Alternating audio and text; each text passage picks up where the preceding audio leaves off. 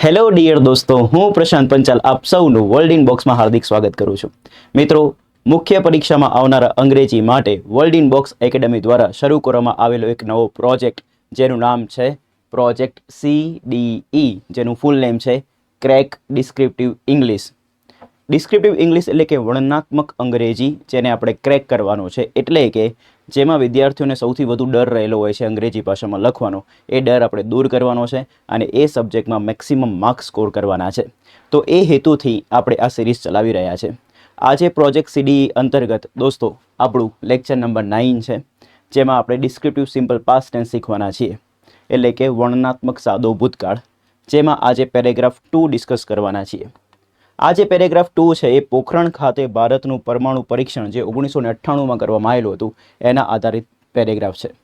તો આ પેરેગ્રાફની ડિટેલમાં આપણે લખીશું અને એના માટે આપણે સાદા ભૂતકાળનો મદદ લઈશું. તો સાદા ભૂતકાળને કઈ રીતે લખવામાં આવે એ પહેલાં આપણે જોઈ લઈએ. તો સાદા ભૂતકાળને જો લખવું હોય તો એની વાક્યરચના આપણને ખબર હોવી જોઈએ. તો સાદા ભૂતકાળની જે વાક્યરચના છે અંગ્રેજી ભાષામાં, એમાં સૌથી પહેલાં શું આવે? કર્તા, પછી ક્રિયાપદનું સાદા ભૂતકાળનું રૂપ, જેને આપણે જનરલી V2 ફોર્મ કહેતા હોઈએ છીએ, પછી કર્મ અને પછી અન્ય શબ્દો. ફરીથી એક વખત રિવાઇઝ કરીશું. કર્તા, ક્રિયાપદનું સાદા ભૂતકાળનું રૂપ, જેને શોર્ટમાં હવે હું શું કહીશ? V2 પ્લસ કર્મ અને અન્ય શબ્દો. તો આ વાક્યરચનાનો સહારો લેવો પડશે અને આપણે આના આધારિત જે પેરેગ્રાફ છે એને આપણે ફ્રેમ કરીશું. તો આપણી પાસે જે પેરેગ્રાફ છે એ કંઈક આ પ્રકારનો છે, જેને આપણે એક વખત રીડ કરીએ. તો 1998માં ભારતે ઓપરેશન શક્તિ હેઠળ તેનું બીજું પરમાણુ પરીક્ષણ કર્યું હતું. વૈજ્ઞાનિકોએ થાર રણમાં 5 પરમાણુ ઉપકરણોનો વિસ્ફોટ કર્યા હતા. સરકારે ભારતને પરમાણુ શસ્ત્રો ધરાવતો દેશ જાહેર કર્યો હતો. વિશ્વએ આકરી પ્રતિક્રિયા આપી અને ભારત પર પ્રતિબંધો લાદ્યા હતા. ટીકા છતાં રાષ્ટ્રએ તેની વ્યૂહાત્મક સ્વતંત્રતા પર ભાર મૂક્યો હતો. તો આ જે પેરેગ્રાફ આપણી પાસે ગુજરાતીમાં છે એને આપણે ઇંગ્લિશમાં ટ્રાન્સલેટ કરવાનો છે. તો ગુજરાતીમાં જે આપણી પાસે પેરેગ્રાફ છે એમાં અમુક શબ્દો છે જેના પરથી આપણને ઇંગ્લિશમાં થોડો ઘણો ફાયદો મળશે. જેમ કે તમે અહીંયા દેખો, આ શબ્દમાં આ જે વાક્ય છે એમાં શબ્દ છે હતું. એવી રીતે અહીંયા હતો, હતા, હતો, હતા, હતો. તો જ્યારે ગુજરાતી ભાષામાં કોઈ બી વાક્ય લખેલું હોય ને જેને એન્ડમાં હતું, હતો, હતા, હતી આવા બધા શબ્દો આવે તો એ વાક્ય આપણને ભૂતકાળનું કહેવાય. ડન. અને આ ભૂતકાળની વાત કરવામાં આવે છે ક્યાંની? 1998ની. તો જ્યારે અંગ્રેજી ભાષામાં તમારે કોઈ એવું વાક્ય લખવું હોય કે જેમાં ભૂતકાળનો કોઈ સમય ફિક્સ આપેલો હોય તો એ વાક્ય આપણે સાદા ભૂતકાળમાં લખવામાં આવે છે. અને બીજું કે ક્રિયા કેવી હોય? પૂર્ણ હોય. ત્યારે બી વાક્ય કયા કાળમાં લખીએ છીએ? સાદા ભૂતકાળમાં. તો અહીંયા બધી જ જે ક્રિયા છે એ 1998ની થયેલી છે, એટલે બધી ક્રિયાઓ પૂર્ણ છે. અને 1998 એટલે વાત થશે ભૂતકાળની, એટલા માટે આપણે આ બધા જ વાક્ય કયા કાળમાં લખવાના થશે? સાદા ભૂતકાળમાં. તો પ્લીઝ દોસ્તો ધ્યાન આપજો. આપણે એક એક કરીને સેન્ટેન્સને ફ્રેમ કરીશું. તો સૌથી પહેલાં 1998માં ભારતે ઓપરેશન શક્તિ હેઠળ તેનું બીજું પરમાણુ પરીક્ષણ કર્યું હતું. તો આ વાક્યની અંદર જે જરૂરી વોકેબ છે એની ચર્ચા કરી લઈએ. તો સૌથી પહેલાં જે વોકેબ છે કરવું, અહીંયા એક ક્રિયા છે કર્યું હતું. તો કરવાની ક્રિયાને આપણે જનરલી ડુ કહેતા હોઈએ છીએ. ડન. પરંતુ અહીંયા પરમાણુ પરીક્ષણની વાત છે તો એના માટે કરવાની ક્રિયા માટે સારો શબ્દ આપણે લખી શકીએ કંડક્ટ કરવું. શું કરવું? કંડક્ટ કરવું. તો બે શબ્દ છે આપણી પાસે, એક છે ડુ ને બીજું છે કંડક્ટ. તો આપણે બેટર વર્ડ લખીશું કંડક્ટ. હવે સાદા ભૂતકાળનું વાક્ય છે, કારણ કે અહીંયા લખેલું છે શું છે? હતું. તો હતું આવ્યું એટલે સાદો ભૂતકાળ થઈ ગયો. અને સાદા ભૂતકાળનું વાક્ય હોય તો આપણે ક્રિયાપદનું સાદા ભૂતકાળનું રૂપ લખવું પડે, એટલે કે V2 ફોર્મ લખવું પડશે. અને V2 ફોર્મ થશે, ડુનું V2 ફોર્મ થાય ડીડ અને કંડક્ટનું V2 ફોર્મ થશે કંડક્ટેડ. તો ડુનું V2 ડીડ અને કંડક્ટનું કંડક્ટેડ. તો આ V2 ફોર્મ છે. V2 ફોર્મ એટલે યાદ રાખીશું સાદા ભૂતકાળનું રૂપ. એના પછીના વોકેબ તેનું બીજું પરમાણુ પરીક્ષણ. તો હવે આને સમજો. આ જે પરીક્ષણ છે ને દોસ્તો એક નામ છે. પરમાણુ પરીક્ષણ, તો પરમાણુ એનું વિશેષણ થઈ ગયું. બીજું બી એનું વિશેષણ છે ને તેનું બી એનું વિશેષણ છે. તો આ જે પહેલા 3 શબ્દ છે ને એ બધા જ વિશેષણ છે. હવે તમને રૂલ ખબર છે કે આમ તો ગુજરાતી કરતાં ઇંગ્લિશ લેંગ્વેજ ઊંધી બનેલી છે, પરંતુ ગુજરાતીમાં રહેલી બે વસ્તુ, એક વિશેષણ અને નામ સીધે સીધું લખાય અને બીજું અનેથી જોડાયેલા શબ્દો બી સીધે સીધા લખાય. તો આ વિશેષણ અને નામની જોડી છે, એટલા માટે કેવું લખાશે? સીધે સીધું. તો અહીંયા પ્રશ્ન એ છે કે તેનું એટલે કોનું? તો તેનું એટલે કોનું? તો અહીંયા વાત થાય છે કોની? ભારતની. તો ભારત એક દેશને દર્શાવે છે અને એને એક યુનિટની જેમ દર્શાવવામાં આવે, એટલે કે નિર્જીવ છે. શું છે? નિર્જીવ. અને નિર્જીવમાં જ્યારે માલિકી બતાવી હોય, નિર્જીવમાં લખવું હોય તેનું, તેની, તેના, તો આવા બધા શબ્દોનું ઇંગ્લિશ થાય ઇટ્સ. શું થાય? ઇટ્સ. આ માલિકી દર્શાવતું વિશેષણ છે એને અંગ્રેજીમાં કહેવાય પોઝેસિવ એડજેક્ટિવ, અને નિર્જીવ માટે પોઝેસિવ એડજેક્ટિવ શબ્દ કયો બને? ઇટ્સ બને. આવું યાદ રાખજો તો તમને ફાયદો થશે. બીજું એટલે સેકન્ડ, પરમાણુને કહેવાય ન્યુક્લિયર અને પરીક્ષણને કહેવાય ટેસ્ટ. ક્લિયર? તો તેનું બીજું પરમાણુ પરીક્ષણ કેવું હોય તો એને કહેવાય ઇંગ્લિશમાં ઇટ્સ સેકન્ડ ન્યુક્લિયર ટેસ્ટ, જે હમણાં આવશે દેખજો. It's second nuclear test. Clear છે? ઓકે. એના પછીનો વોકેબ જોઈ લઈએ. હેઠળ.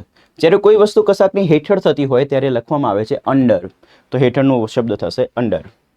ઓપરેશન શક્તિ હેઠળ, તો સમજો ઓપરેશન શક્તિ એક પ્રકારનું નામ છે, તો આ જોડાયેલો શબ્દ છે, તો જોડાયેલો શબ્દ તો સીધો લખાશે, તો ઓપરેશન શક્તિનું ઇંગ્લિશ થશે ઓપરેશન શક્તિ, અને હેઠળનું ઇંગ્લિશ થશે અંડર. પરંતુ આપણને ખબર છે કે ગુજરાતી કરતાં ઇંગ્લિશ લેંગ્વેજ કેવી છે? ઊંધી છે, તો આપણે પાછળથી આગળ આવીને લખવું પડશે. તો અહીંયાનું ઇંગ્લિશ કરવું હોય ઓપરેશન શક્તિ હેઠળ, તો એનું ઇંગ્લિશ થશે અંડર ઓપરેશન શક્તિ. શું થશે? અંડર ઓપરેશન શક્તિ. હવે યાદ રાખીશું, ઓપરેશન શક્તિ એક ચોક્કસ નામ છે, અને જ્યારે તમે કોઈનું બી ચોક્કસ નામ બતાવો ને અંગ્રેજી ભાષામાં, ત્યારે હંમેશા એના દરેકે દરેક શબ્દનો પહેલો અક્ષર કેપિટલ જ આવે. ચોક્કસ નામ એટલે કે એવું નામ કે જે બીજા કોઈ માટે વપરાયું ના હોય, એને પ્રોપર નામ, ચોક્કસ નામ, નિશ્ચિત નામ એવું કહી શકાય. તો ઓપરેશનનો ઓ કેપિટલ આવશે અને શક્તિનો એસ કેપિટલ આવશે. તો આવા નાના નાના રૂલ તમારે તૈયાર હોવા જોઈએ. જો એ તૈયાર હશે તો તમને લખવામાં બહુ મજા આવશે ને તમારી એરર જે છે ને ઓછી થશે. તો પ્લીઝ ધ્યાન આપીશું. હવે આ વસ્તુ મારે ઇંગ્લિશમાં લખવી હોય તો કઈ રીતે લખાય? તો સૌથી પહેલાં કાળ નક્કી કરવું પડશે. તો હતો જોઈને ખબર પડી કે વાક્ય તો ભૂતકાળનું છે, તો ભૂતકાળની વાક્યરચના પ્રમાણે આગળ વધવું પડશે. તો સૌથી પહેલાં લખવું પડશે શું? કર્તા, પછી V2 ફોર્મ, પછી કર્મ અને પછી અન્ય શબ્દ. વાક્યમાં જો કર્તાને શોધવું હોય ને દોસ્તો, તો હંમેશા કોણથી પ્રશ્ન પૂછવાનો. શેનાથી? કોણથી. અને કર્મને શોધવો હોય તો બે રીતે પ્રશ્ન પૂછાય. એક શુંથી પ્રશ્ન પૂછાય, એક કોનેથી પ્રશ્ન પૂછાય. ડન. ક્યારેક ક્યારેક શેમાંથી બી પ્રશ્ન પૂછવાની જરૂર પડી શકે છે. તો ધ્યાનથી દેખો. પૂછો કોણે બીજું પરમાણુ પરીક્ષણ કર્યું હતું? તો જવાબ મળે છે ભારતે. તો અહીંયા જવાબમાં આપણો કર્તા થયો ભારતે, તો અહીંયા લખીશું ઇન્ડિયા. વાક્યનો ફર્સ્ટ લેટર હંમેશા કેપિટલ આવશે, અને કોઈ બી દેશનું નામ હોય એને વાક્યમાં તમે ગમે ત્યાં લખો, ફર્સ્ટ લેટર એનો કેપિટલ જ આવે. તો ઇન્ડિયાનો આઈ કેપિટલ બનશે. હવે કર્યું હતું, તો પરીક્ષણ કરવા માટે સારો શબ્દ મેં તમને કહ્યું છે કંડક્ટ લખવું, તો કંડક્ટનું V2 ફોર્મ થશે કંડક્ટેડ. તો બીજા સ્ટેજમાં આવી ગયું V2 ફોર્મ કંડક્ટેડ. તો કરતા આવી ગયું, ક્રિયાપદ આવી ગયો, વારી આવી કર્મની. કર્મ માટે પ્રશ્ન પૂછો શું કર્યું હતું? તો તેનું બીજું પરમાણુ પરીક્ષણ કર્યું હતું. તો તેનું બીજું પરમાણુ પરીક્ષણ એટલે કે it's second nuclear test. Done. હવે જે શબ્દો વધ્યા એ અન્ય શબ્દો છે. તો અન્ય શબ્દ આ વાક્યમાં કયા કયા છે? તો એક છે 1998માં, અને બીજું છે ઓપરેશન શક્તિ હેઠળ. તો અન્ય શબ્દમાં જે બી શબ્દ સમય કે સ્થળ દર્શાવતો હોય ને, તો એ હંમેશા વાક્યના અંતમાં આવે. તો આ જે સમય દર્શાવતો શબ્દ છે 1998માં, તો એ વાક્યના અંતમાં આવશે. તો પહેલાં આપણે આ લખવું પડશે ઓપરેશન શક્તિ હેઠળ. તો ઓપરેશન શક્તિ હેઠળ લખવું હોય તો એના માટેનો શબ્દ બને છે અંડર ઓપરેશન શક્તિ. અને 1998માં જ્યારે કોઈ વર્ષ બતાવવું હોય અંગ્રેજીમાં, તો વર્ષને દર્શાવવા માટે આગળ એક પ્રીપોઝિશન લાગે છે જેને કહેવાય ઇન. તો માનું અંગ્રેજી થશે ઇન, અને 1998 એટલે 1998. તો ઇન 1998. આ ઇન આવ્યું ક્યાંથી? તો ઇન બતાવે છે કોને? માને. રેડી? તો આખું વાક્ય રેડી થઈ ગયું. India conducted its second nuclear test under operation Shakti in 1998. So દોસ્તો આપણે સરસ મજાનું પહેલું વાક્ય બનાવી દીધું છે. બીજા વાક્ય તરફ આપણે મૂવ ઓન થઈએ. તો પ્લીઝ ફોકસ રાખજો. વૈજ્ઞાનિકોએ થાર રણમાં 5 પરમાણુ ઉપકરણોના વિસ્ફોટ કર્યા હતા. તો પહેલાં જરૂરી વોકેબ શીખી લઈએ. ઠીક છે? તો સૌથી પહેલાં વૈજ્ઞાનિકો. તો વૈજ્ઞાનિકોને અંગ્રેજીમાં કહેવાય સાયન્ટિસ્ટ. બહુવચનમાં છે એટલે પાછળ એસ લાગશે. હવે કાળ નક્કી કરી લઈએ. તો તમને ખબર છે કે અહીંયા આવ્યું શું? હતા. તો હતા બતાવે ભૂતકાળ, એટલે વાક્ય થઈ જશે સાદા ભૂતકાળનું. રેડી? તો સાદા ભૂતકાળનું વાક્ય છે એટલા માટે રૂપ આવશે V2 ફોર્મ. કયું ફોર્મ? V2 form. તો વિસ્ફોટ કરવું. તો વિસ્ફોટ કરવી જે ક્રિયા છે એના માટે એક શબ્દ કદાચ તમારા માઇન્ડમાં થતો હશે બ્લાસ્ટ, બટ એના કરતાં બી બેટર વર્ડ હું તમને શીખવાડવા જઈ રહ્યો છું. જે વર્ડ છે દોસ્તો ડિટોનેટ કરવું. આ શબ્દ નવો હશે તમારા માટે, તો પ્લીઝ આ શબ્દને તૈયાર કરી નાખજો. તો વિસ્ફોટ કરવા માટેની ક્રિયાને શું કહેવાય? ડિટોનેટ કરવું. અને અહીંયા સાદા ભૂતકાળનું રૂપ જે V2 બનાવવાનું થશે એમાં પાછળ ડી લાગી જશે એટલે બનશે શું? ડિટોનેટેડ. શું બને? ડિટોનેટેડ. ક્લિયર છે? ઓકે. એના પછી 5 પરમાણુ ઉપકરણો. તો મેં તમને શીખવાડેલું છે કે ઉપકરણોનું નામ છે, પરમાણુ એનું વિશેષણ છે, અને 5 એનું વિશેષણ છે. તો વિશેષણ અને નામ કેવું લખાય? સીધે સીધું. તો 5 પરમાણુ ઉપકરણો લખવા હોય તો એને લખાશે 5 ન્યુક્લિયર ડિવાઇસીસ. ઉપકરણને કહેવાય ડિવાઇસ, એકથી વધુ છે એટલે કહેવાશે ડિવાઇસીસ. તો શું બનશે? 5 ન્યુક્લિયર ડિવાઇસીસ. રેડી? ઓકે દોસ્ત. નેક્સ્ટ, થાર રણ. ખૂબ સારો શબ્દ છે થાર રણ. અંગ્રેજી ભાષાનો એક નિયમ છે કે જ્યારે બી તમે કોઈ બી રણને બતાવો કે જેનું ભૌગોલિક સ્થાન હંમેશા નિશ્ચિત જ હોય છે, જેમ કે સફેદ રણ, થાર રણ, તો આ બધા ભૌગોલિક દ્રષ્ટિએ પોતાના સ્થાન કેવા ધરાવે? નિશ્ચિત. તો એના માટે નિશ્ચિત આર્ટિકલ ધ લગાવવામાં આવે છે. તો આ નિયમ આર્ટિકલનો યાદ રાખજો. અંગ્રેજી ભાષામાં જ્યારે બી કોઈ બી રણનું નામ લખવામાં આવે ત્યારે હંમેશા તેની આગળ કયું આર્ટિકલ લાગશે? ધ. બીજું, થાર રણ આખા વિશ્વમાં એક જ છે, તો એના નામમાં જેટલા બી શબ્દ આવે છે એના દરેક શબ્દનું ફર્સ્ટ લેટર હંમેશા કેવું આવશે? કેપિટલ. તો આ બી એક યાદ રાખવા જેવું છે. ડન. સો શું બનશે? The Thar dessert. ક્લિયર છે? હવે આ ડેઝર્ટનો સ્પેલિંગ જુઓ, DESERT. આ સ્પેલિંગમાં જો હું ખાલી ડબલ S કરી દઉં તો આ ડેઝર્ટ થઈ જાય, અને આ ડેઝર્ટનો અર્થ પાછો બદલાઈ જાય. DESERT એટલે રણ, બટ DESSERT એનો અર્થ થશે જમ્યા પછી લેવામાં આવતી ગળી વસ્તુ. જે આપણે સ્વીટ લઈએ ને જમ્યા પછી, એને ડેઝર્ટ કહેવાય. ડન. એમાં કેટલા S આવે? ડબલ S આવે. તો આવા વોકેબ બી તમને શીખવા મળી રહ્યા છે દોસ્તો. તો મેક્સિમમ આ વિડીયોને લાઇક અને શેર કરો, અને કમેન્ટ કરીને જણાવો કે હું જે તમને સમજાવું છું એ ખબર પડે છે કે નહીં દોસ્તો. ક્લિયર? સો હવે આગળ વધીએ. તો જેટલા જરૂરી વોકેબ હતા એ બધા આપણે શીખી લીધા છે. કાળ બી નક્કી થઈ ગયો છે કે સાદો ભૂતકાળ છે. તો હવે સાદા ભૂતકાળની વાક્યરચના પ્રમાણે આગળ વધીશું. સૌથી પહેલાં આવશે કર્તા, પછી V2, પછી કર્મ, અને પછી અન્ય શબ્દો. તો કર્તાને શોધવા માટે કોણથી પ્રશ્ન પૂછવો પડશે? પૂછો, કોણે 5 ઉપકરણોના વિસ્ફોટ કર્યા હતા? તો વૈજ્ઞાનિકોએ. તો આપણા માટે કર્તા રેડી છે. વૈજ્ઞાનિકોને અંગ્રેજીમાં કહેવાશે સાયન્ટિસ્ટ. હવે બીજા સ્ટેજમાં આવશે ક્રિયાપદ. વિસ્ફોટ કરવાની ક્રિયાને કહેવાય ડિટોનેટ. એનું V2 ફોર્મ શું થશે? ડિટોનેટેડ. ડન. હવે ત્રીજા સ્ટેજમાં આવશે કર્મ. કર્મને શોધવા માટે કાં તો શોધી પ્રશ્ન પૂછવો પડશે, કાં તો કોનું, કોને, કોનાથી. ઠીક છે? પૂછો, વૈજ્ઞાનિકોએ શું કર્યું હતું? તો 5 પરમાણુ ઉપકરણોનો વિસ્ફોટ કર્યો હતો. એટલે કે વૈજ્ઞાનિકોએ કોનો વિસ્ફોટ કર્યો હતો? તો 5 પરમાણુ ઉપકરણોના. તો કોનાથી પ્રશ્ન પૂછવાથી આપણને જવાબ મળી ગયો, અને જવાબમાં શું મળ્યું? 5 પરમાણુ ઉપકરણોના. હવે અંગ્રેજી ભાષાનો એક નિયમ શીખવાડું. જો તમે જ્યારે કર્મ શોધો છો અને કર્મના એન્ડમાં તમને છેલ્લે નો, ના, ની, નું, ને મળે છે, તો કર્મના એન્ડમાં આવતું નો, ના, ની, નું, ને ઇંગ્લિશમાં લખવામાં આવતું નથી. એટલે આ લખવાની જરૂર નથી, એ હિડન થઈ જશે. ડન. હવે તમારે ખાલી કર્મમાં લખવાનું શું રહ્યું? 5 પરમાણુ ઉપકરણો. તો એને લખાઈશું 5 ન્યુક્લિયર ડિવાઇસીસ. રેડી? ઓકે. હવે ક્યાં થયું હતું? તો અન્ય શબ્દ છે થાર રણમાં. તો માને અંગ્રેજીમાં કહેવાય ઇન, અને થાર રણને કહેવાય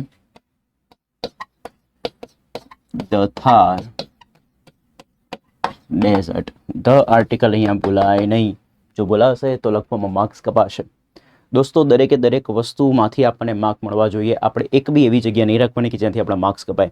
અને એ લેવલનું પ્રો લેવલ, દેટ મીન્સ એ લેવલ પર પહોંચવું હોય અને પ્રો લેવલ પર બની જવું હોય તો એના માટે તમારે રેગ્યુલર આ સિરીઝ જોવી પડશે દોસ્તો. અને મને વિશ્વાસ છે કે તમે દરેક લેક્ચર અત્યાર સુધી મેં જે બી કન્ડક્ટ કર્યા છે એ જોઈ લીધા હશે. તો શું બન્યું આખું વાક્ય? Scientist detonated 5 nuclear devices in the Thar desert. Next sentence તરફ આપણે આગળ વધીશું. સરકારે ભારતને પરમાણુ શસ્ત્રો ધરાવતો દેશ જાહેર કર્યો હતો. ક્લિયર? તો પહેલાં તો વોકેબ શીખીએ. તો સૌથી પહેલાં સરકારને કહેવાય શું? ગવર્મેન્ટ. એ આપણને ખબર જ છે ને. ગવર્મેન્ટની આગળ હંમેશા કયું આર્ટિકલ લાગશે? ધ. જાહેર કરવાની ક્રિયાને કહેવાય ડિક્લેર કરવું, અનાઉન્સ કરવું. ઠીક છે? તો ડિક્લેર કરવું. ઠીક છે? ઓકે. ડિક્લેરનું અહીંયા કયું રૂપ લખવાનું છે? તો અહીંયા હતો લખેલું છે એટલે ભૂતકાળનું રૂપ આવશે, અને ભૂતકાળનું રૂપ થશે ડિક્લેર્ડ. પાછળ ઈડી લાગશે. ક્લિયર? તો આ V2 ફોર્મ છે. રેડી? ઓકે. બાકીના વોકેબ પર ધ્યાન આપીએ. પરમાણુ શસ્ત્રો. તો શસ્ત્રો એક નામ છે પરમાણુ એનું વિશેષણ છે તો વિના કેવી, સીધી સીધી પરમાણુને કહેવાય ન્યુક્લિયર, શસ્ત્રોને કહેવાય વેપન. એકથી વધુ હોય તો વેપન્સ કહીશું, એટલા માટે અહીંયા શબ્દ બનશે ન્યુક્લિયર વેપન્સ. વેપન્સનું સ્પેલિંગ ખાસ દેખજો, WEAPONS. Once again WEAPONS. વેપન્સનો સ્પેલિંગ આપણને આવડતો હોવો જોઈએ. હવે પરમાણુ શસ્ત્રો ધરાવતો દેશ, આને લખવું હોય તો બે રસ્તા છે. પહેલો રસ્તો છે કે એને તમે સીધે સીધું લખી દો, પરમાણુ શસ્ત્રોને કહી દો ન્યુક્લિયર વેપન્સ અને દેશને કહી દો કન્ટ્રી. ઠીક છે, તો એક રસ્તો ન્યુક્લિયર વેપન્સ કન્ટ્રી, એક આ રીતે લખાય. બીજી જે સારી રીત છે હવે હું તમને સમજાવવા જઈ રહ્યો છું, તમે સમજજો. જ્યારે કોઈ બી વસ્તુ કોઈ ધરાવે છે તો એ ધરાવવા માટે એક શબ્દ આવે હેવનું રૂપ. પણ જ્યારે કોઈ વસ્તુ ધરાવી રહ્યો છે જે એની પાસે ઓલરેડી છે તો એના માટે હેવનું આઈએનજી વાળું રૂપ લખવામાં આવે અને હેવનું આઈએનજી વાળું રૂપ બને હેવિંગ. તો ઇંગ્લિશ લેંગ્વેજમાં જ્યારે એકલું હેવનું રૂપ વાપરો ને ત્યારે એ કોઈની પાસે કંઈક છે ને એવું દર્શાવે. તો અહીંયા ધરાવવાની વાત છે એટલે કે એની પાસે કંઈક છે તો હેવનું આપણે આઈએનજી વાળું રૂપ લખીશું શું, હેવિંગ. ને આ વસ્તુ મારે ઇંગ્લિશમાં લખવી હોય કે પરમાણુ શસ્ત્રો ધરાવતો દેશ તો પાછળથી આગળ આવવું પડશે કારણ કે ગુજરાતી કરતાં ઇંગ્લિશ લેંગ્વેજ ઊંધી છે. તો દેશને કહીશું કન્ટ્રી, તો અહીંયા લખેલું છે કન્ટ્રી. પછી ધરાવતા માટે હેવનું આઈએનજી વાળું રૂપ એટલે શું આવશે, હેવિંગ. અને પરમાણુ શસ્ત્રો, તો આ શસ્ત્રો નામ છે ને પરમાણુ એનું વિશેષણ છે તો વિના કેવી રીતે લખાય, સીધે સીધી. તો પરમાણુ શસ્ત્રોનું ઇંગ્લિશ થશે ન્યુક્લિયર વેપન્સ. તો આખાનું ઇંગ્લિશ શું થાય, તો કન્ટ્રી હેવિંગ ન્યુક્લિયર વેપન્સ. એવી રીતે આનું બી જોઈ લો, અનેક ભાષાઓ ધરાવતો દેશ. મારે એને હેવિંગનો ફોર્મ ઉપયોગ કરીને લખવું છે તો અનેક ભાષાઓ ધરાવતો દેશ આપણે જ્યારે લખવું હોય તો પહેલાં તો અનેક ભાષાઓનું અંગ્રેજી આવડતું હોવું જોઈએ. તો ભાષાઓ તો છે પણ કેવી છે, અનેક. તો આ એનું નામ છે અને આ એનું વિશેષણ છે તો વિના કેવી, સીધી સીધી. અનેકને ઇંગ્લિશમાં કહેવાય મેની. ઠીક છે, અને ભાષાઓને કહેવાશે લેંગ્વેજીસ. ડન. અનેક માટે મેની ના લખવું હોય તો નંબર ઓફ બી લખી શકાય. શું લખી શકાય, નંબર ઓફ. ઠીક છે, તો અનેક ભાષાઓ તો નંબર ઓફ લેંગ્વેજીસ કાં તો મેની લેંગ્વેજીસ. તો આપણે બેટર વર્ડ કયું લખીશું, મેની. ક્લિયર. ધરાવતા માટે શબ્દ આવશે હેવનું આઈએનજી વાળું ફોર્મ એટલે હેવિંગ. દેશ એટલે કન્ટ્રી, તમને ખબર જ છે. તો હવે આને ઇંગ્લિશમાં લખવું હોય તો આવી રીતે લખાય, country having many languages. Ready. એવી રીતે હજુ આના પરથી હજુ એક વોકેબ શીખો, વિવિધ સંસ્કૃતિઓ ધરાવતો દેશ. આપણો જે ભારત દેશ છે એમાં વિવિધ પ્રકારની સંસ્કૃતિઓ જોડાયેલી છે, રહેલી છે. તો ધ્યાનથી દેખજો, વિવિધને કહેવાય ડિફરન્ટ. સંસ્કૃતિ એક હોય તો એને કહેવાય કલ્ચર, પણ એકથી વધુ હોય તો એને કહેવાય કલ્ચર્સ. પાછળ શું લાગશે, ES. ઠીક છે. ધરાવવા માટે શબ્દ આવશે હેવિંગ ને દેશ માટે આવે કન્ટ્રી. તો વિવિધ સંસ્કૃતિઓ, પહેલાં ને સમજો, સંસ્કૃતિઓ એક નામ છે ને વિવિધ એનું વિશેષણ છે તો વિના કેવી, સીધે સીધી. હવે આને મારે ઇંગ્લિશમાં લખવું છે તો ગુજરાતી કરતાં ઇંગ્લિશ કેવું છે, ઊંધું છે. તો આપણે પાછળથી આગળ આવવું પડશે. તો શું બનશે, country having different cultures. Ready. તો મેં તમને આ ડિટેલમાં સમજાવી દીધું છે કે જ્યારે બી કોઈ બી વસ્તુ કોઈ ધરાવતું હોય તો એને કઈ રીતે લખાય. તો બેટર રીત આ છે, તો આપણે આ રીતને ફોલો કરીશું. તો પરમાણુ શસ્ત્રો ધરાવતો દેશ લખવું હોય તો આપણે શું લખીશું, country having nuclear weapons. Okay. સો જેટલા બી વોકેબની જરૂર હતી બધા જોઈ લીધા છે આપણે. હવે સૌથી પહેલાં કર્તા શોધીશું. કર્તાને શોધવા માટે કોણથી પ્રશ્ન આવશે. પૂછો, કોણે ભારતને પરમાણુ શસ્ત્રો ધરાવતો દેશ જાહેર કર્યો હતો? તો સરકારે. સરકારના આગળ the article, the government. Done. હવે ક્રિયા કઈ છે, જાહેર કર્યો હતો. જાહેર કરવાની ક્રિયાને શું કહેવાય, ડિક્લેર. ડિક્લેરનું V2 ફોર્મ એટલે કે ભૂતકાળનું રૂપ શું થશે, ડિક્લેર્ડ. તો ધ ગવર્મેન્ટ ડિક્લેર્ડ. હવે કર્મ માટે પ્રશ્ન પૂછવો પડશે, શું અથવા કોનેથી. પૂછો, સરકારે કોને જાહેર કર્યો હતો? તો ભારતને. તો આ આપણું કર્મ છે. અને હમણાં જ મેં તમને વાત કરી કે જો આપણા કર્મના એન્ડમાં નો, ના, ની, નું, ને આવે તો એને લખવામાં આવતું નથી. તો આપણા માટે કર્મ ખાલી લખવાનો કેટલો રહ્યો, ભારત. ભારતને કહેવાશે ઇન્ડિયા. પહેલો લેટર હંમેશા કેપિટલ, કારણ કે દેશનું નામ છે. હવે એક રૂલ સમજાવું. જ્યારે બી આપણે કોઈને કંઈક પોસ્ટ માટે જાહેર કરીએ કાં તો કોઈ વસ્તુ માટે જાહેર કરવામાં આવે ત્યારે ડિક્લેરના પછી પાછળ એ જે પોસ્ટ કે એ જે હોદ્દો બતાવવો હોય એના માટે એઝ લખવામાં આવે છે. કયો શબ્દ લખવામાં આવે છે? એઝ. ઠીક છે.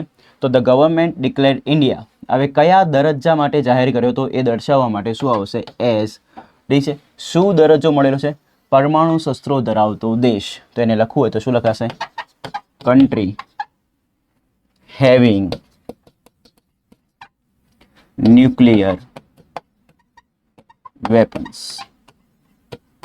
Done. So the government declared India as country having nuclear weapons. આ રીતે આ વાક્ય બને છે દોસ્તો. ફરીથી કહું છું, જ્યારે તમે કોઈને કોઈ વસ્તુ માટે જાહેર કરો છો, કોઈ દરજ્જા માટે જાહેર કરો છો, તો જાહેર કરવાની ક્રિયાને શું કીધું? ડિક્લેર. હવે એને જે પોસ્ટ કરતો જે દરજ્જા માટે જાહેર કર્યું છે એ દર્શાવવા માટે પાછળ કયો શબ્દ આવશે? એઝ આવશે. આવશે ને આવશે. તો આ રૂલને તમારે યાદ રાખવું પડશે. તો ખૂબ સારું વાક્ય તો જેને આપણે બનાવી દીધું. નેક્સ્ટ, વિશ્વએ આકરી પ્રતિક્રિયા આપી અને ભારત પર પ્રતિબંધો લાદ્યા હતા. તો સારા એવા વોકેબ છે આમાં, તો આપણે જોઈ લઈએ એક એક કરીને. વિશ્વ, વિશ્વને કહેવાય વર્લ્ડ, અને વર્લ્ડની આગળ હંમેશા ધ આર્ટિકલ લાગે છે કારણ કે વર્લ્ડ એક જ છે, નિશ્ચિત છે, તો ધ વર્લ્ડ. સેકન્ડ, પ્રતિક્રિયા આપી. તો આપણે જ્યારે કોઈ ક્રિયા કરીને આપણે પ્રતિક્રિયા આપીએ તો પ્રતિક્રિયા આપવાની વસ્તુને કહેવાય રિએક્ટ કરવું. શું કરવું? રિએક્ટ. અને અહીંયા તમે ધ્યાનથી દેખો, શબ્દ લખેલો છે હતા, તો એના પરથી ખબર પડી કે વાત ભૂતકાળની છે, તો રિએક્ટનું V2 ફોર્મ એટલે સાદા ભૂતકાળનું રૂપ લખવું પડશે અને બનશે રિએક્ટેડ. ક્લિયર છે? ઓકે. આકરી. તો આકરી માટે બે શબ્દ છે, એક છે સ્ટ્રોંગ, ડન, અને બીજો શબ્દ છે સ્ટ્રોંગલી. કયો છે? સ્ટ્રોંગલી. પણ સ્ટ્રોંગ ક્યારે વપરાય ને સ્ટ્રોંગલી ક્યારે વપરાય? તો એકદમ સિમ્પલ. જો આ આકરી શબ્દ નામની વિશેષતા બતાવે ત્યારે શું લખવાનું? સ્ટ્રોંગ. પરંતુ આ આકરી શબ્દ જ્યારે ક્રિયાની વિશેષતા બતાવે, કોની વિશેષતા બતાવે? ક્રિયાની, ત્યારે સ્ટ્રોંગની પાછળ LY લગાવવાનો અને શબ્દ બનાવવાનો. શું? સ્ટ્રોંગલી. તો હવે સમજો, આકરીના ઇંગ્લિશ કેટલા? બે. એક છે સ્ટ્રોંગ ને બીજું છે સ્ટ્રોંગલી. સ્ટ્રોંગ ક્યારે લખવાનું ને સ્ટ્રોંગલી ક્યારે લખવાનું? તો સિમ્પલ નિયમ, આકરી જ્યારે નામની વિશેષતા બતાવે ત્યારે સ્ટ્રોંગ લખવાનું, ક્રિયાની વિશેષતા બતાવે ત્યારે સ્ટ્રોંગલી લખવાનું. તો અહીંયા જોઈ લો કે પ્રતિક્રિયા, વિશ્વએ આકરી પ્રતિક્રિયા આપી, તો આ આકરી કોને દર્શાવે છે? પ્રતિક્રિયાને. તો પ્રતિક્રિયા એક પ્રકારની ક્રિયા છે, તો ક્રિયાની વિશેષતા દર્શાવે છે, તો ક્રિયાની વિશેષતા દર્શાવે એટલા માટે આકરી માટે કયો શબ્દ લખવો પડશે? સ્ટ્રોંગલી લખવો પડશે. ડન. તો આવું બેઝિકથી ખબર પડતી હોવી જોઈએ. કોઈ બી વસ્તુ લાદવું, જ્યારે આપણે કોઈના ઉપર કોઈ વસ્તુ લાદીએ છીએ તો એને કહેવાય ઇમ્પોઝ કરવું. શું કરવું? ઇમ્પોઝ. અને હતા લખેલું છે એટલે ભૂતકાળનું રૂપ આવશે, તો ઇમ્પોઝનું ભૂતકાળનું રૂપ થશે ઇમ્પોઝડ, પાછળ ED લાગશે. એના પછીના વોકેબ, પ્રતિબંધો. પ્રતિબંધો માટે આપણને ઓલરેડી અમુક શબ્દો આવડતા હોય કારણ કે આપણી લાઈફમાં ઘણા બધા પ્રતિબંધો હોય છે. Yes or no? ઓકે. તો પ્રતિબંધો માટે એક શબ્દ છે રિસ્ટ્રિક્શન્સ, જે તમને આવડતો જ હશે. બીજો છે પ્રોહિબિશન્સ, એ બી તમને આવડતો હશે. ત્રીજો નવો શબ્દ શીખવાડું જેને કહેવાય સેન્ક્શન્સ. શું કહેવાય? સેન્ક્શન્સ. તો સેન્ક્શન્સ, રિસ્ટ્રિક્શન્સ ને પ્રોહિબિશન્સ, આ ત્રણેય ખૂબ સારા શબ્દો છે. ત્રણેયના સ્પેલિંગ બી તમારે તૈયાર કરવાના છે દોસ્તો, તો પ્લીઝ એને વ્યવસ્થિત રીતે તમે તૈયાર કરી નાખજો. ઠીક છે? સેન્ક્શન્સ, રિસ્ટ્રિક્શન્સ ને પ્રોહિબિશન્સ. બહુવચન છે એટલે માટે પાછળ દરેકમાં S લાગેલું છે. ભારત પર. જ્યારે કોઈ વસ્તુ કોઈના પર થતી હોય તો એ પર માટે શબ્દ આવે ઓન. કયો આવે શબ્દ? ઓન. તો ભારત પર, તો ઓન ઇન્ડિયા, કારણ કે ગુજરાતી કરતાં ઇંગ્લિશ લેંગ્વેજ કેવી છે? ઊંધી છે. તો ભારત પર માટે લખો તો શું આવશે? On India. ઇન્ડિયાનો I હંમેશા કેવો હશે? કેપિટલ. તો જેટલા વોકેબની જરૂર હતી, આટલા બધા વોકેબની જરૂર હતી દોસ્તો આ વાક્યને બનાવવા માટે, તો બધા વોકેબને આપણે ડિટેલમાં સ્ટેપ બાય સ્ટેપ સમજી લીધું. નાઉ ઇટ્સ યોર ડ્યુટી કે તમારે આ વાક્યને પહેલાં વિડીયો પોઝ કરીને બનાવવાનું છે. આ વોકેબનો સહારો લો અને વાક્યને ફ્રેમ કરો. મને વિશ્વાસ છે તમને વાક્ય બનાવતા આવડશે. તો આઈ હોપ તમે વાક્ય બનાવી દીધું હશે દોસ્તો. હવે હું તમને આ વાક્ય બનાવીને આપું. તો વાક્યને બનાવવું તો સૌથી પહેલાં તો કાળ નક્કી કરવું પડે. તો આપણને ખબર છે હતા લખેલું છે એટલે ભૂતકાળ છે જ. તો ભૂતકાળનું વાક્ય હોય તો આપણી વાક્ય રચનામાં પહેલો સ્ટેપ આવે કરતા. અંગ્રેજી ભાષામાં 99% કેસમાં વાક્યની શરૂઆત શેનાથી થાય? કરતાથી થાય, જ્યારે નોર્મલ વાક્ય લખતા હોઈએ ત્યારે. તો કરતા માટે પ્રશ્ન પૂછવો પડશે કોણથી? પૂછો, કોણે આકરી પ્રતિક્રિયા આપી અને કોણે ભારત પર પ્રતિબંધો લાદ્યા હતા? તો વિશ્વએ. તો અહીંયા કરતાના સ્થાને છે વિશ્વ, તો વિશ્વને લખવા માટે શબ્દ આવશે ધ વર્લ્ડ. હવે ધ્યાનથી દેખજો, આ વાક્યમાં ટોટલ ક્રિયાઓ કેટલી છે? તો એક પ્રતિક્રિયા આપી, એક આ ક્રિયા છે, અને બીજું લાદ્યા હતા, એક બીજી ક્રિયા છે. તો પહેલા કઈ ક્રિયા લખવી? પ્રતિક્રિયા આપી વાળી લખવી કે લાદ્યા હતા વાળી લખવી? તો સિમ્પલ વસ્તુ છે, ધ્યાનથી દેખો. શેનાથી કનેક્ટેડ છે? અનેથી. અને તમને ગુજરાતી ભાષામાં રૂલ ખબર છે કે જ્યારે ગુજરાતીમાં અનેથી જોડાયેલા શબ્દો હોય તો ઇંગ્લિશમાં એને જ્યારે લખવું હોય તો એકદમ સિમ્પલ રૂલ, અનેની પહેલાંવાળો પાર્ટ પહેલાં લખાય, અનેની પછીવાળો પાર્ટ પછી લખાય. ઇન શોર્ટ આખી વસ્તુ કેવી લખાશે? સીધી સીધી. ડન? તો પ્લીઝ ધ્યાન આપજો. તો પહેલાં આપણે અનેની પહેલાંવાળો પાર્ટ લખવો પડશે. તો મારે પહેલાં આ પાર્ટ ફિનિશ કરવો પડે. તો ધ વર્લ્ડ, પછી ક્રિયાપદ એટલે કે સાદા ભૂતકાળનું રૂપ જેમાં આવશે વી ટુ ફોર્મ. પ્રતિક્રિયા આપવીનું વી ટુ ફોર્મ થશે રિએક્ટેડ. તો અહીંયા આપણા માટે શબ્દ બન્યો રિએક્ટેડ. ડન? હવે બાકીનો શબ્દ, કયો શબ્દ બાકી રહ્યો? આકરી. તો આ આકરી જે છે એ પ્રતિક્રિયાને દર્શાવે છે, એટલે કે ક્રિયાની વિશેષતા દર્શાવે. એના માટે શબ્દ કયો આવે? સ્ટ્રોંગલી. તો એને લાસ્ટમાં લખી દઈએ strongly. Done? So the world reacted strongly. આટલો પાર્ટ પૂરો. હવે આપણે લખીશું અનેને કહેવાય એન્ડ. હવે આ બીજા પાર્ટનું બનાવવું પડશે. ભારત પર પ્રતિબંધો લાદ્યા હતા. ડન? કઈ ક્રિયા છે? લાદવાની. લાદવાની ક્રિયા કોને કરી? વિશ્વએ. તો કરતા તો રેડી જ છે. હવે બીજા સ્ટેપમાં આવશે ક્રિયાપદ. તો કરતા પછી આવે ક્રિયાપદ. તો લાદવાની ક્રિયાને શું કહેવાય? ઇમ્પોઝ. તો ઇમ્પોઝનું વી ટુ ફોર્મ થશે ઇમ્પોઝડ. રેડી? કરતા આવી ગયું, ક્રિયાપદ આવી ગયું. હવે વારી આવી કર્મની. પૂછો શું લાદ્યું હતું? તો પ્રતિબંધો. તો પ્રતિબંધોને આપણે સારો શબ્દ લખીશું નવો, સેન્કશન્સ. રિસ્ટ્રિક્શન્સ ને પ્રોહિબિશન્સ આપણને આવડતું જોઈએ તો નવો શબ્દ શું છે? સેન્કશન્સ. ડન? ઇમ્પોઝડ સેન્કશન્સ. હવે અન્ય શબ્દો કોના ઉપર હતું? બધું ભારત પર. તો શું લખાય? On India. તો આખું વાક્ય શું બન્યું? The world reacted strongly and imposed sanctions on India. ઇન્ડિયાનો આઈ હંમેશા કેવું? કેપિટલ. ઠીક છે? સો આવી રીતે તમે સ્ટેપ બાય સ્ટેપ વાક્યને જુઓ અને એને તમે બનાવો ને તો હું તમને કોન્ફિડન્સ સાથે કહી શકું છું, 100% વિશ્વાસ સાથે કહી શકું છું કે તમે કોઈ બી પ્રકારનું વાક્ય બનાવી શકો ને શકો. બસ ટર્મ્સ એન્ડ કન્ડિશન એપ્લાય. તમને વોકેબ આવડતા હોવા જોઈએ, એટલે કે દરેક શબ્દનું ઇંગ્લિશ શું થાય એ ખબર હોવી જોઈએ. ઇંગ્લિશ તો ખબર છે પરંતુ એની સાથે એના સ્પેલિંગ બી આવડતા હોવા જોઈએ. અને ત્રીજું કે આ જે વાક્ય છે ને એની વાક્ય રચના કઈ રીતે લખવી એ પણ આવડતું હોવું જોઈએ. બિલીવ મી, ખાલી આ 3 વસ્તુ આવડે ને દોસ્ત તો તમે દરેક વસ્તુ ઇંગ્લિશમાં આરામથી લખી શકો. ડન? અને હું તમને ત્રણેયમાં માસ્ટરી લેવડાવી દઈશ, એ મારું તમારા માટે પ્રોમિસ છે. લાસ્ટ, ટીકા છતાં રાષ્ટ્રએ તેની વ્યૂહાત્મક સ્વતંત્રતા પર ભાર મૂક્યો હતો. ઓકે, તો આમાં જે જરૂરી વાક્ય છે પહેલાં એ જોઈ લઈએ. તો સૌથી પહેલાં આપણે જોઈશું રાષ્ટ્ર. અહીંયા ગમે તે રાષ્ટ્રની વાત નથી થતી, અહીંયા ભારતની જ વાત થાય છે, કારણ કે આખું પેરેગ્રાફ ભારતના બેઝ ઉપર છે. તો અહીંયા રાષ્ટ્ર નિશ્ચિત છે અને નિશ્ચિત વસ્તુ આગળ ધ આર્ટિકલ લાગે. રાષ્ટ્રને કહેવાય નેશન, તો અહીંયા લખીશું ધ નેશન. રેડી? ઓકે. ભાર મૂકવો. જ્યારે આપણે કોઈના ઉપર ભાર મૂકીએ છીએ ત્યારે આપણે એને કહેવાય એમ્ફેસાઇઝ કરવું. શું કરવું? એમ્ફેસાઇઝ કરવું. હવે તમે એમ્ફેસાઇઝનો સ્પેલિંગ જોઈ લો પહેલાં તો. એમ્ફેસાઇઝનું સ્પેલિંગ ખાસ ધ્યાન રાખજો, EMPH, એમ્ફેસાઇઝ. હવે તમે જ્યારે મોબાઈલમાં કાં તો રૂટીન લાઈફમાં ક્યાંય બી સ્પેલિંગ જો ને એમ્ફેસાઇઝનો તો તમને આવું સ્પેલિંગ દેખાતો હશે. મૂવીમાં સબટાઇટલ સાથે જો જોતા હોય મૂવી તો એમાં તમે કદાચ એમ્ફેસાઇઝનો સ્પેલિંગ દેખો ને તો તમને ZE વાળો સ્પેલિંગ દેખાય.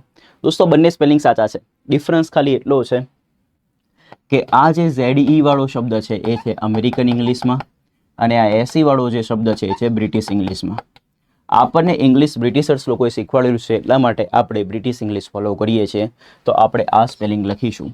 જો તમે આ સ્પેલિંગ લખીને આવો તો તમારા માર્ક્સ કપાય દોસ્તો. એટલા માટે બંને વચ્ચે શું ડિફરન્સ છે એ ખ્યાલ હોવો જોઈએ. બંને સ્પેલિંગ સાચા, બટ આપણે કયો લખવાનો? બ્રિટિશ ઇંગ્લિશવાળો. તો ભાર મૂકવાની જે ક્રિયા છે એને એમ્ફેસાઇઝ કરવું ને એનું ભૂતકાળનું રૂપ તમારે બનાવવું હોય તો થશે પાછળ ED લાગશે અને બનશે એમ્ફેસાઇઝડ. ક્લિયર? એના પછી તેની વ્યૂહાત્મક સ્વતંત્રતા. હવે તેની એટલે કોની? તો ભારતની. તો ભારત એક રાષ્ટ્ર છે જે નિર્જીવ છે અને નિર્જીવને માટે જ્યારે તેનું, તેની, તેના એવું લખવું હોય તો એના માટે શબ્દ આવે શું? ઇટ્સ. શું આવે? ઇટ્સ. વ્યૂહાત્મક સ્વતંત્રતા. તો ધ્યાનથી દેખજો, સ્વતંત્રતા એક નામ છે. સ્વતંત્રતા કેવી? તો વ્યૂહાત્મક, એક એની વિશેષણ છે. અને વ્યૂહાત્મક સ્વતંત્રતા કોની? તો તેની. તો આ બી શું છે? વિશેષણ છે. તો વિના કેવી રીતે લખાય? સીધી. તો આખો પાઠ સીધો લખાશે. વ્યૂહાત્મકને કહેવાય સ્ટ્રેટેજિક. ડન? વ્યૂહરચના જે આપણી હોય ને એને કહેવાય સ્ટ્રેટેજી. વ્યૂહરચનાને શું કહેવાય? સ્ટ્રેટેજી. તો સ્ટ્રેટેજીમાંથી શબ્દ બને વ્યૂહાત્મક, એટલે કે વ્યૂહરચના પરથી બને વ્યૂહાત્મક. તો સ્ટ્રેટેજીમાંથી શબ્દ બને શું? સ્ટ્રેટેજિક. અને સ્વતંત્રતાને કહેવાય ઇન્ડિપેન્ડન્સ. ડન? ઇન્ડિપેન્ડન્સના સ્પેલિંગમાં ક્યાંય પણ એ આવતો નથી, આવું યાદ રાખવાનું. ઇન્ડિપેન્ડન્સનો સ્પેલિંગ શીખી લો, ઇન્ડિપેન્ડન્સ. ડાન્સ નહીં, ડેન્સ, ઠીક છે. તો ઇન્ડિપેન્ડન્સ, તો પ્લીઝ આવું યાદ રાખજો તમે. તો તેની વ્યૂહાત્મક સ્વતંત્રતા લખવું હોય તો શું લખાશે? It's strategic independence. ક્લિયર છે? ઓકે. ટીકા છતાં, સોરી હા દોસ્તો, ટીકા છતાં એક શબ્દ રહી ગયો છે, ટીકા છતાં, તો એની બી ચર્ચા કરીએ. તો ધ્યાનથી દેખજો, ગુજરાતી કરતાં ઇંગ્લિશ છે ને ઊંધું બનેલું છે, તો આને ઊંધું કરીને લખવું પડશે. તો ટીકા છતાં જ્યારે લખવું હોય તો છતાંનું અંગ્રેજી થાય ડિસ્પાઇટ, અને ટીકાનું તો આપણને અંગ્રેજી આવડતું જોઈએ, કારણ કે આપણે થતું જોઈએ ટીકા આપણી લાઈફમાં, ઠીક છે ને? હા. તો ટીકાને કહેવાય ક્રિટિસિઝમ. શું કહેવાશે? ક્રિટિસિઝમ. તો દોસ્તો ટીકા છતાં એને લખવું હોય તો શું લખાય? Despite criticism. ક્લિયર છે? સો પ્લીઝ ધ્યાન આપજો. ક્રિટિસિઝમનો સ્પેલિંગ ખૂબ સારો છે, એને તૈયાર કરી નાખો. CRITICISM. ક્રિટી પછી સિઝમ યાદ રાખી લેવું એટલે કામ થઈ જશે. હવે આમાં કયો પાર્ટ પહેલા લખવો, તો તમને એક રૂલ સમજાવું. અહીંયા તમને એક નાનો ટચુકડો કોમા દેખાય છે, તો રૂલ એવો છે કે કોમાની પહેલા વાળો પાર્ટ પહેલા લખવો પડે. તો પહેલા આ પાર્ટ લખવું પડશે ને પછી આખું વાક્ય લખવું પડશે. તો આપણે સૌથી પહેલા શરૂઆત કરીશું ટીકા છતાંથી. ટીકા છતાંને શું કહેવાય? Despite criticism. હવે આપણું વાક્ય શરૂ થશે. રાષ્ટ્રએ તેની વ્યૂહાત્મક સ્વતંત્રતા પર ભાર મૂક્યો હતો. તો હવે રૂલ સમજો. સૌથી પહેલા કર્તા લખવું પડશે. કર્તા કોણ છે? પૂછો કોણે ભાર મૂક્યો હતો? તો રાષ્ટ્રએ. તો અહીંયા આવશે ધ નેશન. હવે ક્રિયા કઈ હતી? ભાર મૂક્યો હતો. હતોને જોઈને ખબર પડી કે આ તો ભૂતકાળનું વાક્ય છે, તો ભૂતકાળનું વાક્ય તો V2 રૂપ લખવું પડશે.